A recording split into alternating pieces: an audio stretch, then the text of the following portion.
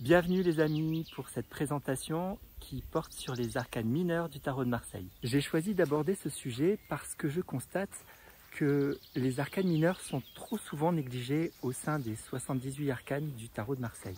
D'ailleurs, si vous observez un jeu de tarot qui a été régulièrement utilisé, il y a 9 chances sur 10 pour que la tranche des arcanes mineures soit comme neuve alors que celle des arcanes majeures est toute usée. Et à travers cette présentation, je souhaiterais participer à les réhabiliter. Vous me suivez? Allez, c'est parti. Comme je vous le disais il y a un instant, le tarot compte 78 arcanes. Et alors même que les arcanes mineures sont les plus nombreux avec leurs 56 lames, ce sont les 22 arcanes majeures qui monopolisent l'attention. Et pourtant, les uns et les autres se complètent et se soutiennent. L'ensemble des arcanes majeures dans le tarot représente la vibration masculine, pendant que les arcanes mineures représentent la vibration féminine. Et pour ceux d'entre vous qui ont assisté à la conférence sur le féminin et le masculin, il est évident que ces deux principes sont à la fois différents et complémentaires, mais ils sont surtout inséparables. Puisque les arcanes mineures sont le féminin dans les tarots de Marseille, je vous propose de dire quelques mots à ce sujet. Déjà, comment définir le féminin? Pour faire court, je dirais que c'est un espace intérieur où se cachent les mystères de l'être. Et c'est finalement ce côté mystérieux qui crée une ambiance assez floue autour des arcanes mineures. Et cette ambiance inspire inconsciemment une sorte de malaise. À partir de là, il est facile de céder à la tentation de les évacuer. J'ai notamment entendu dire sur un salon, les arcanes mineures? Oh, c'est un ajout récent, ils ne comptent pas.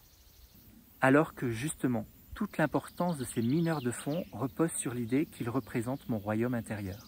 Un royaume qui me glisse entre les doigts quand j'essaye de le saisir sans en avoir compris la nature. Parce que c'est bien de cela dont il s'agit. Partir à la conquête de mon propre royaume intérieur, de mon leadership comme diraient les anglo-saxons, c'est-à-dire devenir le roi, le souverain de mes propres énergies autonomes et instaurer l'harmonie intérieure. Quand je parle d'énergie autonome, je parle de tous ces élans émotionnels et psychiques qui m'animent intérieurement. Et quand ces élans émotionnels s'agitent face à un événement extérieur, ils deviennent comme des vagues démesurées. Et selon mon positionnement, ces vagues me portent ou m'emportent. C'est l'image du surfeur qui se place convenablement par rapport à la vague pour la surfer sans se faire prendre dans le rouleau. Les arcanes mineures m'amènent au contact de mes réalités intérieures.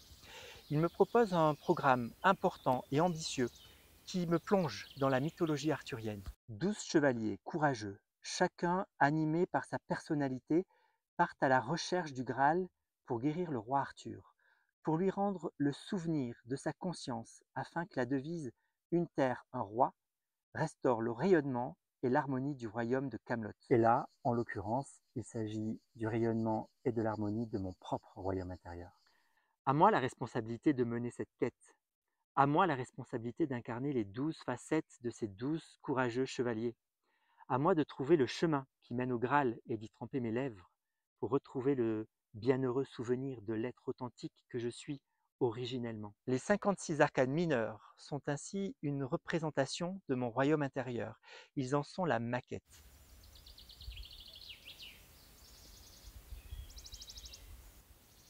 Concrètement, ces 56 arcanes mineurs se répartissent en 4 familles qui constituent la structure du royaume. En effet, le nombre 4 est le nombre de la structure. Il organise l'espace en fonction des 4 directions en lien avec les 4 éléments. Ces 4 familles sont la famille des deniers, la famille de la coupe, la famille de l'épée et la famille du bâton. Et chacun est en lien avec ces 4 éléments, à savoir la terre, l'eau, l'air et le feu. Et chacune de ces 4 familles compte 10 arcanes de progression, de l'as jusqu'au 10, et 4 figures que sont le valet, le cavalier, la reine et le roi. Ainsi, ces 56 énergies intérieures dessinent un nuancier qui nous met en lien avec l'expérience d'incarnation dans son aspect à la fois le plus concret et le plus profond. Face aux situations extérieures qui se présentent à moi, il s'agit d'observer comment s'organisent mes énergies intérieures, mes élans émotionnels. Ainsi, je me donne une chance d'agir dans la conscience de leurs mécanismes et des schémas de ces énergies. En parallèle et de façon complémentaire, les 22 arcanes majeures dessinent un cadre archétypal dans lequel se joue l'expérience, c'est-à-dire les grands principes qui régissent l'univers. En fait, si les 56 arcanes mineurs sont en résonance avec la mythologie arthurienne, les 22 arcanes majeures sont intimement liées aux 22 lettres hébraïques. Si bien que les 78 arcanes du tarot sont la rencontre de la culture celte et de la culture judéo-chrétienne. Selon la légende, Marie-Madeleine, Marie-Jacobée et Marie-Salomé, accompagnées par d'autres disciples, ne débarquent-elles pas aux Saintes-Maries de la Mer dans le sud de la Gaule pour répandre la parole du Christ jusqu'au cœur des espaces celtes? Le tarot pourrait-il être le fruit de la rencontre entre ces deux cultures? Le roman d'Henri Vincenot, Les Étoiles de Compostelle, témoigne de cette hypothèse. Mais ne t'en vas pas croire que c'est Jean qui a inventé ça dans le prologue de son évangile, que non. Quand il a écrit « Au commencement était le Verbe était avec Dieu, en lui était la vie, et la vie était la lumière des hommes », il y avait belle lurette ce que les druides disaient, je vais vous lire directement la traduction. Quand Dieu d'un mot donna son nom, avec le Verbe jaillir la lumière et la vie. Ce qui veut dire qu'il n'y avait auparavant de vivant que Dieu seul. Ainsi, c'est avec la parole que jaillirent la lumière et la vie, et l'homme et tout ce qu'il y a de vivant. Malgré leur spécificité propre, et certainement grâce à cette rencontre, les arcanes majeurs et les arcanes mineurs sont très présents les uns chez les autres.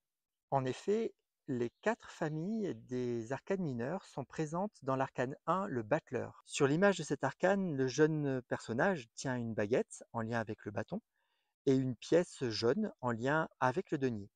Sur la table, il y a un gobelet en lien avec la coupe et un petit couteau en lien avec l'épée. Et à travers les 4 familles, ce sont les 4 éléments qui sont ici présents à l'état embryonnaire. Ils trouvent ensuite leur plein épanouissement dans l'arcane 21, le monde, sous la forme du tétramorphe, dont chacun des 4 représentants est en lien avec un des 4 éléments. D'autre part, certains personnages des arcanes mineurs miment l'attitude des personnages des arcanes majeurs. C'est le cas par exemple avec le roi de denier et l'empereur, la reine de coupe et la papesse, ou encore la reine de denier qui se retrouve parmi les personnages de l'amoureux. Si a priori les 56 arcanes mineures ressemblent à un ensemble nébuleux qu'il est a priori plus confortable de négliger, cela s'explique par l'aspect féminin de cet ensemble. Un aspect qui me pousse à sortir de ma zone de sécurité, de ma zone de confort.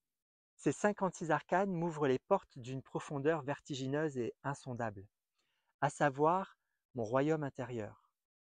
C'est ainsi que l'aventure me demande de pénétrer mes ombres, de faire face à mes contradictions, d'accepter la désillusion pour sortir de l'ignorance, pour sortir du déni, pour accueillir la douloureuse vérité de mes blessures et pour enfin retrouver le bienheureux souvenir de l'être que je suis. Merci d'avoir suivi cette présentation jusqu'au bout. Pensez à laisser un commentaire et un petit pouce pour soutenir cette vidéo. Je vous invite à visiter ma chaîne et mon site internet pour découvrir mon actualité, les services et les ateliers, ainsi que les enseignements que je propose. À très vite pour une prochaine vidéo.